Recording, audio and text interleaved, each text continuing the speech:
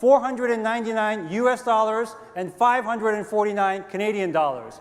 And the 60 gigabyte PlayStation 3 for $599 US, $659 Canadian.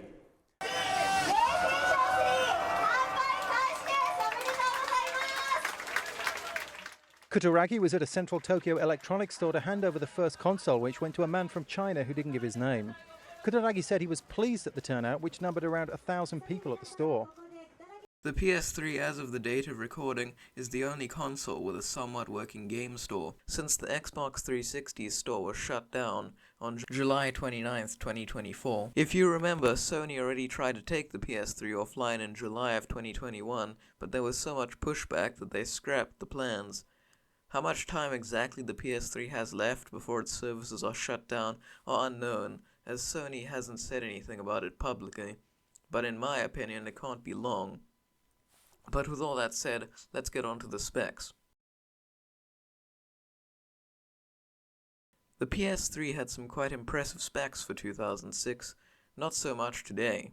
The RSX packs 24 pixel shaders, 8 vertex shaders, 24 TMUs, 8 ROPs, and 256 megabytes of dedicated memory. Less than any GPU today, it is quite literally a miracle that The Last of Us actually ran on it, along with other games like Crysis 3 and GTA 5. With the sheer amount of work needed to make it happen, even with game development being the struggle that it was for the PS3, though as developers slowly figured out how to squeeze every ounce of power out of it, leading to the fact that the best-looking games were coming out right as the PS4 was about to come out. The PS3's Cell processor was developed together with Sony, Toshiba, and IBM.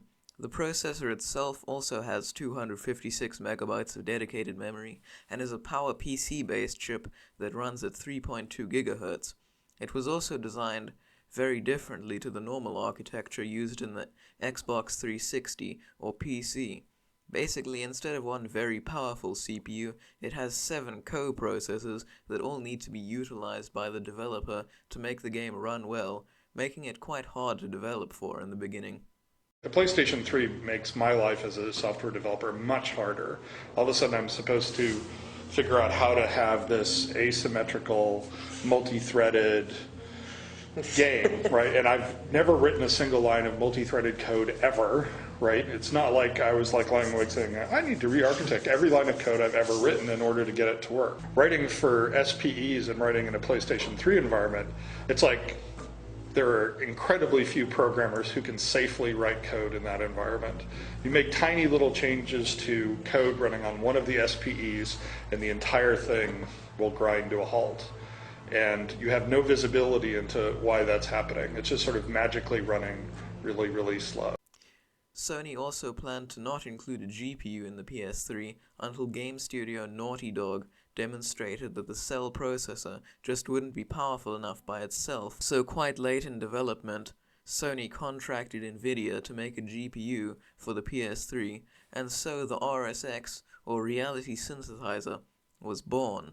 The RSX itself has 256 megabytes of dedicated GDDR3 memory and can output resolutions from 480i all the way up to 1080p. Sadly, the RSX was also the point of failure for a lot of the earlier revisions of the console, meaning any PS3 produced from 2006 to 2008 is likely going to fail at some point because of the problem in the manufacturing process of the 90nm RSX, which was fixed with the release of the 65nm RSX in 2008.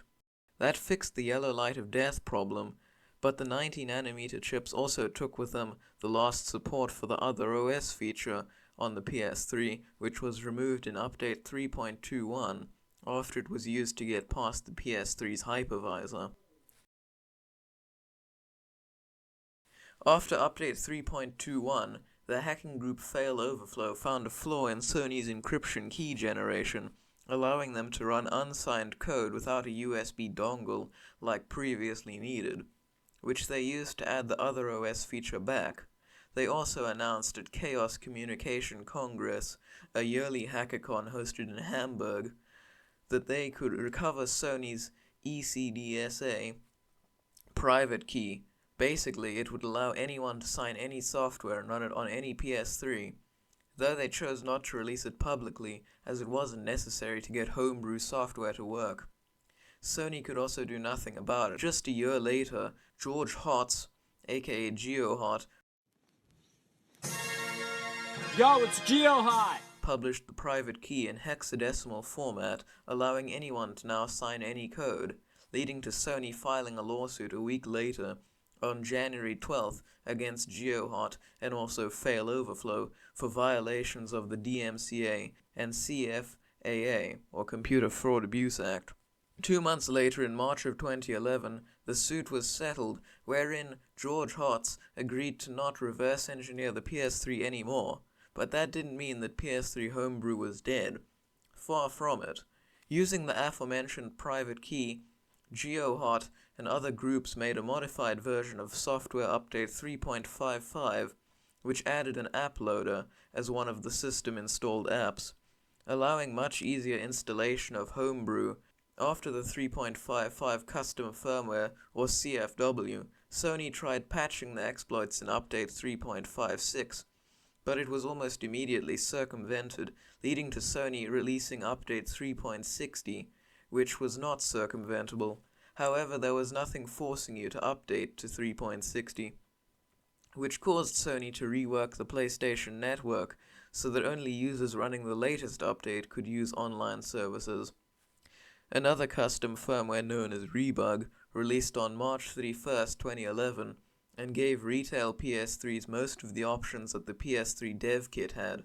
It also allowed the user to download content for free off of PSN using fake card numbers.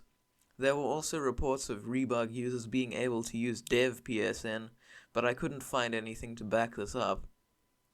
Then, for a couple of years, it seemed like nothing was happening on the PS3 homebrew scene.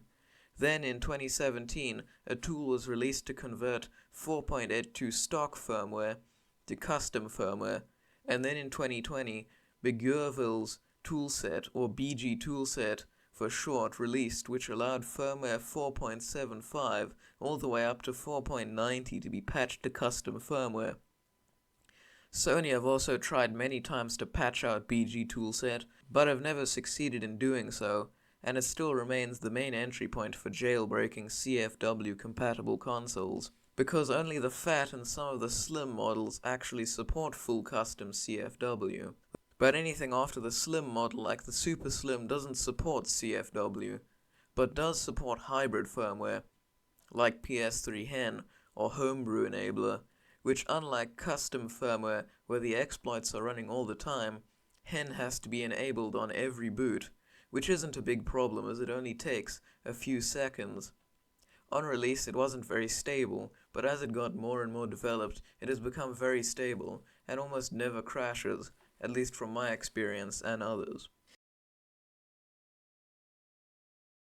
The PS3 truly was ahead of its time in terms of power, with it also being the childhood console for a lot of people, and just how long game developers supported the console, with some games still being ported to it in 2015.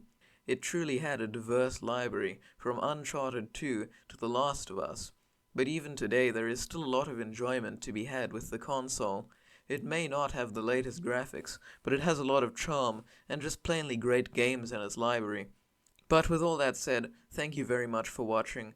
Maybe consider subscribing, drop a like, put in the comments what you want to see me do next time, and have a great day.